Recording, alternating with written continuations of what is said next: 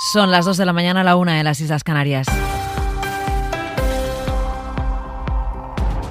Sara Selva, ¿qué tal? Buenas noches. ¿Qué tal, Mara? Buenas noches. El PSOE rectifica y ya no habla de derogar de forma íntegra la reforma laboral. Habían anunciado en un acuerdo que han firmado PSOE, Podemos y Bildu que derogarían de manera íntegra la reforma laboral y que lo harían además antes de la finalización de las medidas extraordinarias por la COVID-19. Eso decía literalmente el acuerdo, pero al filo de la medianoche el PSOE ha enviado una nota aclaratoria en la que anulan ese punto. Ya no fijan un plazo temporal ni hablan de reforma íntegra. Sustituyen ese punto por otra redacción que es básicamente el compromiso que ya recogía el acuerdo de gobierno entre PSOE y Unidas Podemos. Claudia Platero, buenas noches. Buenas noches, Sara. Sí, de hecho, la redacción de esta rectificación es exactamente la misma que la del acuerdo de gobierno de coalición y además hay un punto, el primero, que dice que se derogará la posibilidad de despido por absentismo causado por bajas por enfermedad, que es algo que ya está aprobado, que entró en vigor el 19 de febrero. Así que se anula este primer punto, ya no hablan de derogar la reforma íntegra ni tampoco de un plazo fijo, sino que vuelven a la idea que siempre ha defendido el gobierno, que es la de derogar los aspectos más lesivos de la reforma laboral.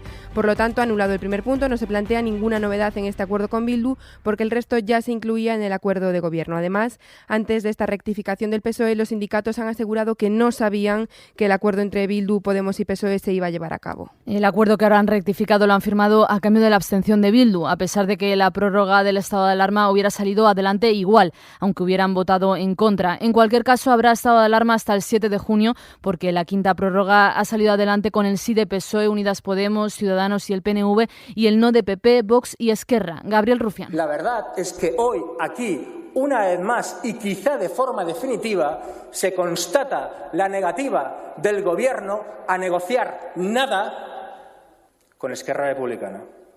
Han escogido a la derecha, ni más ni menos. Y también sobre el Pleno, el Congreso ha convalidado el decreto ley con las ayudas al sector de la cultura, más de 70 millones de euros para ayudar a la cultura a recuperarse del impacto de la pandemia. Pepa Blanes. Ha aprobado el decreto de medidas a la cultura y nuevo rifirrafe casi de todos los partidos políticos contra Vox. El diputado de la formación, Ángel López, hacía una enmienda a un decreto que han aplaudido incluso diputados del PP o Ciudadanos con matices. Eso sí, decía Vox que solo se ayuda a los aliados del gobierno, cineastas que hacen bodrios infumables, frase literal, y utilizaba a Lorca para defender al sector del toro. Pero es que este gobierno lo único que le interesa de Lorca son sus huesos para continuar con su discurso de memoria guerra civilista. Un decreto que rescata a personas de la cultura en situación de riesgo. Que no tendría ningún sentido oponerse a medidas que amparan a los trabajadores y trabajadoras de la cultura.